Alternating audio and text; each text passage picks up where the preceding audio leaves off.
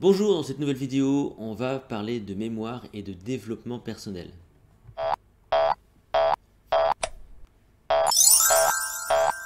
Je vous rappelle que vous retrouvez tout mon travail sur mon site https://lessecrets.com, notamment le protocole MemoCamp pour entraîner votre mémoire tout entière. Et vous pouvez liker cette vidéo, vous pouvez la partager, vous abonner à cette chaîne YouTube et activer les notifications. Nous aujourd'hui, on va faire le lien entre la mémoire et ce qu'on appelle le développement personnel. Le développement personnel, ça vous connaissez, c'est très à la mode. C'est un courant né au début des années 80, peut-être un peu plus tôt pour certaines personnes. C'est assez New Age comme approche. On est dans la psychologie pratique. L'idée, c'est de vous permettre donc d'accroître vos performances, de développer votre efficacité, donc de vous développer personnellement. Et donc, il y a des grands pontes par rapport à tout ça. Vous avez Deepak Chopra, vous avez notamment Anthony Robbins, qui pendant longtemps, je ne sais pas s'il le fait encore, proposait des séminaires avec notamment la marche sur le feu.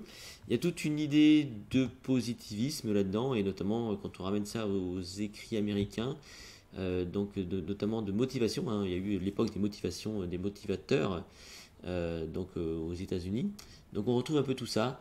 C'est vraiment autour de la performance. Et ce qui est intéressant, c'est que quand on s'y penche de plus près, tout ça est possible grâce à votre mémoire. Alors, pourquoi? C'est ce qu'on va essayer de comprendre.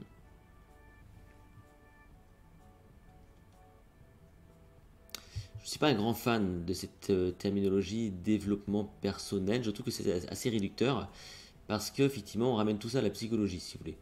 Pour moi, développer sa personne, développer sa personnalité, donc c'est le rôle de votre mémoire, parce que votre mémoire, eh bien, elle va être capable donc d'acquérir des connaissances, elle va donc stocker des expériences de vie, et en faisant tout ça, elle va créer des connexions neuronales, tout simplement.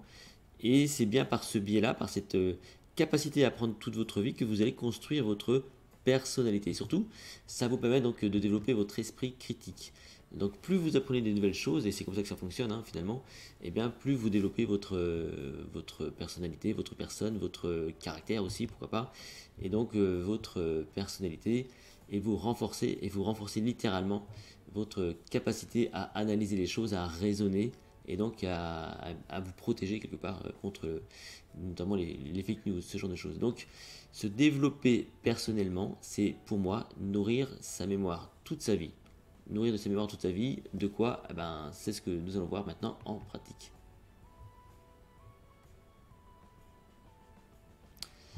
Il y a trois formes de mémoire, si vous voulez, qui régissent votre cerveau. Vous avez la mémoire dite sémantique, la mémoire épisodique et la mémoire procédurale. Donc au début, ce qu'il faut absolument comprendre, c'est que vous devez jouer sur ces trois formes de mémoire. Donc la mémoire sémantique, c'est celle de vos connaissances. Donc vous devez nourrir votre mémoire de connaissances pour acquérir des notions, voilà, pour des savoirs. C'est la mémoire encyclopédique.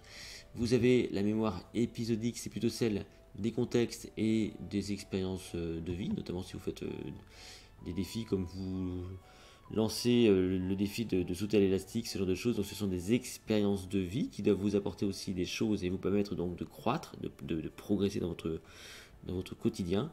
Et puis au final, on a donc la mémoire procédurale qui est celle donc plutôt des compétences implicites, des choses que vous faites de façon naturelle. Donc toute nouvelle procédure que vous apprenez, c'est peut-être un logiciel que vous apprenez à maîtriser, c'est peut-être une autre compétence, et bien va aussi contribuer à vous développer personnellement. Voilà. Donc si vous appliquez votre mémoire dans l'acquisition de connaissances, d'expériences de vie et de compétences implicites, et bien là vous vous développez personnellement, je vais dire de façon beaucoup plus complète que de simplement vous intéresser à des processus psychologiques. Voilà.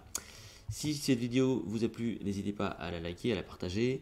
Abonnez-vous à la chaîne YouTube. Rejoignez-moi sur mon site https://lessecrets.com.